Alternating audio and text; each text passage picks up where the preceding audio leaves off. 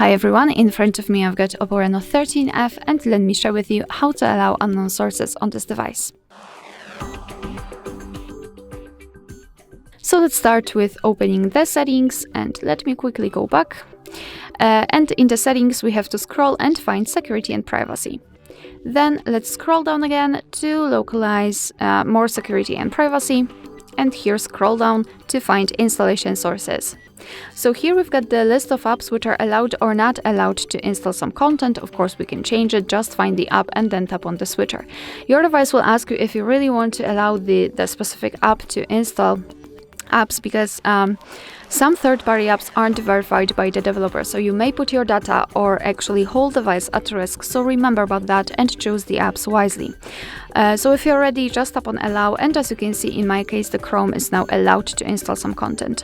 Of course, if you want to, you can remove previously granted permissions, just tap on the switcher, and from now on the Chrome is not allowed to install anything.